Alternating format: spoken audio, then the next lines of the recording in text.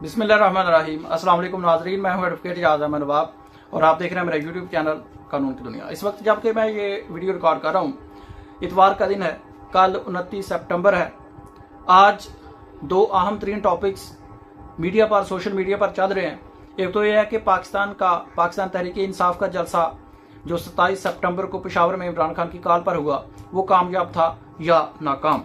और दूसरी बहस यह है कि डॉक्टर शमोजनी जो कौन है, प्रो इसराइली खातून, पाकिस्तान के अक़वाम मुत्तहिदा के लिए जाने वाले वफद में शामिल कैसे हुई, और प्रो इसराइली खातून को जो इसराइल को रिकॉग्नाइज करने की एडवोकेसी करती है, उसकी वज़ीर आज़म की सीक्रेट फाइल्स तक रसाई कैसे मुमकिन हो गई। लेकिन दूसरी तरफ यह भी है कि पाकिस्तान के वज़ीर दफा और वज़ीर खारजा दोनों ही इसको डिसऑन कर रहे हैं। लेकिन कल 29 सितंबर को, अब इन दोनों पॉइंट्स पर मैं पहले अपना व्लॉग कर चुका हूं। कल 29 सितंबर है। 29 सितंबर को अहम तरीन हफ्ता शुरू होने वाला है पाकिस्तान की जुडिशरी के हवाले से। वजह यह है कि कल जस्टिस जहांगीरी का case supreme court of Pakistan में मुकर्रर है। जस्टिस तारिक महमूद जहांगीरी, जिन पर जाली डिग्री का इल्ज़ाम है, और जाली डिग्री के इल्ज़ाम में केस में जस्टिस सरदार सरफराज डोगर साहब ने उनको जुडिशल वर्क करने से रोक दिया है, उनकी जुडिशल पावर्स वापस ले ली हैं। जब ये जुडिशल पावर्स वापस ली तो जस्टिस तारिक महमूद जहांगीरी ने सुप्रीम कोर्ट ऑफ पाकिस्तान में अपना केस फाइल कर दिया इस ऑर्डर के खिलाफ। कल उसका बेंच मुकर्रर है, कॉन्स्टिट्यूशनल बेंच, यानी कि आईनी बेंच। 5 मेंबर्स पर मुश्तमिल कल आईनी बेंच जस्टिस तारिक महमूद जहांगीरी के इस केस की समाअत करेगा। अब पहले नंबर पर तो मुझे ये नहीं समझ आ रही कि इसमें आईनी है क्या। इस केस में एक जज साहब के खिलाफ कोई इल्ज़ाम लगता है और केस का फैसला होने से पहले, क्योंकि कोई जज दूसरी केस के खिलाफ एक्शन नहीं ले सकता, कोई सुप्रीम कोर्ट का जज अपने साथी जज के खिलाफ एक्शन नहीं ले सकता, कोई फैसला उसके खिलाफ नहीं दे सकता, हाई कोर्ट का कोई जज अपने साथी जज के खिलाफ फैसला नहीं दे सकता। अगर किसी को कोई तकलीफ है, अगर किसी को किसी जज से कोई तकलीफ है, कोई शिकायत है, कोई उसके खिलाफ इल्ज़ाम है, तो सुप्रीम जुडिशल काउंसिल बैठी हुई है, उसमें कंप्लेंट्स जाती हैं। लेकिन आप तो जानते हैं कि जब भी कोई अहम तरीन मसला आता है तो उसकी जो समाअत है वो कॉन्स्टिट्यूशनल बेंच करता है। तो जस्टिस तारिक महमूद जहांगीरी का केस भी कॉन्स्टिट्यूशनल बेंच ने जस्टिस अमीनुद्दीन खान किबला की अदालत में लग गया। 5 जज उसका हिस्सा हैं। 3 जज वो हैं जिन्होंने जस्टिस तारिक महमूद जहांगीरी के समाअत से पहले ही जस्टिस जहांगीरी के हक में फैसला दे दिया हुआ है, और वो फैसला दिया जस्टिस मंसूर अली शाह साहब के केस में। और उन्होंने कहा था कि कोई भी सुप्रीम कोर्ट का जज या हाई कोर्ट का जज अपने साथी जज के खिलाफ कोई ऑर्डर पास नहीं कर सकता, क्योंकि जजेस के खिलाफ कंप्लेंट्स सुनने के लिए सुप्रीम जुडिशल काउंसिल बैठी हुई है। आर्टिकल 209 के तहत आप उधर जाएं। कल इस केस की समाअत है। जस्टिस तारिक महमूद जहांगीरी के लिए मुनीर मलिक साहब, जो साबका सुप्रीम कोर्ट ऑफ पाकिस्तान के बार के सदर रह चुके हैं, जो 2007 की तहरीक में पेश थे, रहनुमा थे, वो जस्टिस तारिक महमूद जहांगीरी की वकालत करेंगे। अब मुनीर मलिक साहब जस्टिस काजी फायज ईसा के भी वकील रह चुके हैं, मुनीर मलिक साहब जस्टिस इफ्तिखार के भी वकील रह चुके हैं।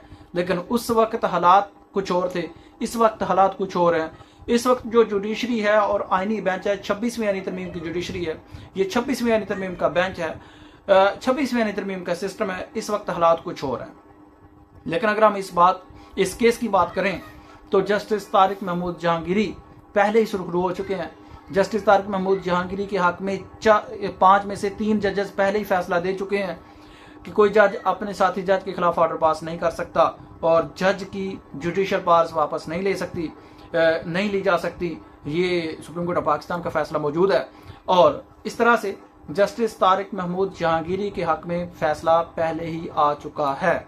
अब अगला क्वेश्चन कि क्या अगर जस्टिस तारिक महमूद जहांगीरी के हक में सुबह फैसला आ जाता है, जो उनका जुडिशल वर्क वापस लिया गया है, जिस ऑर्डर को चैलेंज किया गया है सरदार सरफराज डोगर साहब, शायद आपके इल्म में हो, लेकिन एक बार फिर से बता देता हूं कि सरदार सरफराज डोगर साहब 26वीं आईनी तरमीम के रिजल्ट में लाहौर हाई कोर्ट से 15वें नंबर पर, सीनियरिटी लिस्ट में 15वें नंबर पर थे। जब ये इस्लामाबाद हाई कोर्ट आए हैं, उनको लेकर आया गया है, और इस्लामाबाद हाई कोर्ट आकर ये सबसे बाद में आए और सबसे पहले सीनियर तरीन बनकर chief justice Islamabad high court भी बन गए और 26वीं यानी तरमीम के रिजल्ट में बने हैं। उनकी तकारीर कुछ आपने सोशल मीडिया पर सुनी होंगी, जिससे उनकी काबिलियत का अंदाजा आप बखूबी लगा सकते हैं।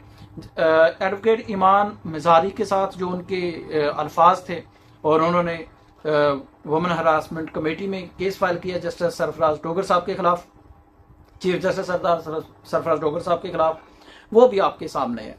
अब अगर क्वेश्चन ये क्रिएट होता है जस्टिस सरदार तारिक महमूद जहांगीरी के केस में कि अगर सुबह जुडिशल वर्क से रोकने वाला काम, अगर सुबह जुडिशल वर्क से रोकने वाला ऑर्डर वापस लिया जाता है तो क्या जस्टिस तारिक महमूद जहांगीरी वापस अपने जुडिशल वर्क पर काम करना शुरू कर देंगे या नहीं? ये एक बहुत बड़ा क्वेश्चन है।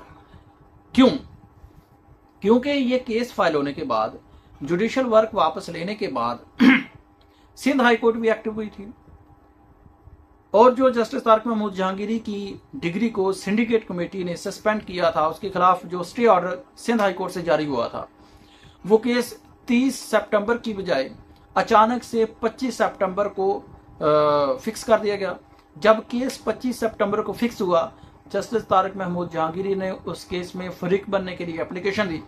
सिंध हाई कोर्ट में जस्टिस करीम खान आगा के आगा की कोर्ट में पेश हुए और पेश होकर दलाइल देने की कोशिश की, लेकिन उस दौरान जस्टिस करीम खान आगा ने और उस कॉन्स्टिट्यूशनल बेंच ने वकला के साथ गर्मी सर्दी होने के बाद वकला ने अदालत का बाइकआउट किया।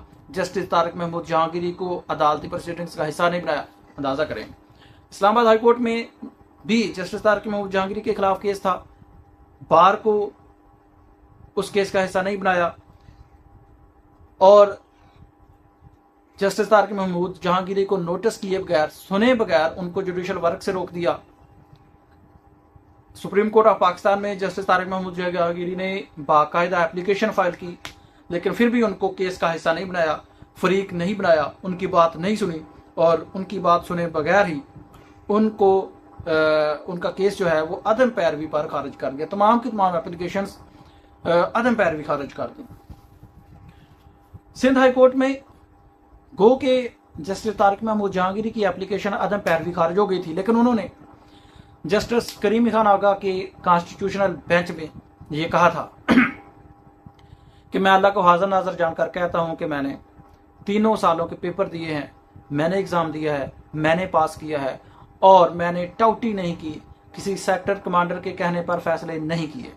ये उनके अल्फाज थे जो तारीख का हिस्सा हैं और ये रहेंगे। अब अदम पैरवी पर एप्लीकेशन खारिज होने के बाद कराची यूनिवर्सिटी ने जस्टिस तारिक महमूद जहांगीरी की को नोटिस किए बगैर, उनको सुने बगैर, उनका मौक़िफ़ लिए बगैर उनकी डिग्री कैंसिल कर दी। डिग्री कैंसिल कर दी। भाई जब आपने डिग्री जारी नहीं की है तो आपने कैंसिल कहां से की? आप तो कह रहे हैं कि जस्टिस तारिक महमूद जहांगीरी हमारा स्टूडेंट ही नहीं रहा, यानी कि ये जो डिग्री है कराची यूनिवर्सिटी की डिग्री नहीं है, तो आपने वो डिग्री कैंसिल कहां से की? आपने सिर्फ ये डिक्लेरेशन करनी थी कि ये डिग्री जो है हमारी यूनिवर्सिटी ने जारी नहीं की।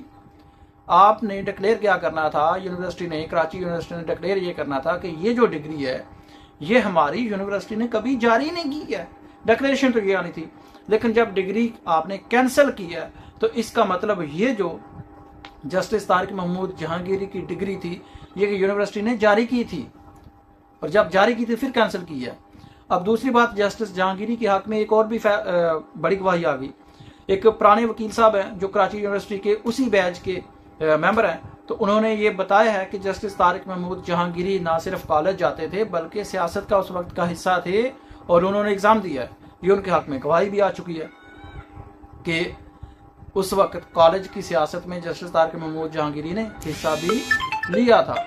अब आपको मैं दूसरी तरफ ये भी बताता चलूं कि अगर कल जस्टिस तारिक महमूद जहांगीरी के हक में अगर फैसला आ जाता है तो मेरा ये ख्याल है कि justice Tariq Mahmood Jahangiri judicial work पर वापसी नहीं कर पाएंगे, क्योंकि फिर नया नोटिफिकेशन आ जाएगा। क्योंकि जज साहब की डिग्री मौजूद नहीं है, और जब डिग्री मौजूद नहीं है तो फिर वो जज बन ही नहीं सकते, काम करना तो दूर की बात है। अब देखते हैं हालात किस वक्त बैठते हैं, किस करवट बैठते हैं। जस्टिस सरफराज डोगर साहब की फैसले का क्या बनता है और जीत किसकी होती है। अगर हम जीत की बात करें तो जीत तो 26 महीने तो नहीं की होगी। अब तक इतना ही, अपनी राय का इज़हार जरूर कीजिएगा। शुक्रिया।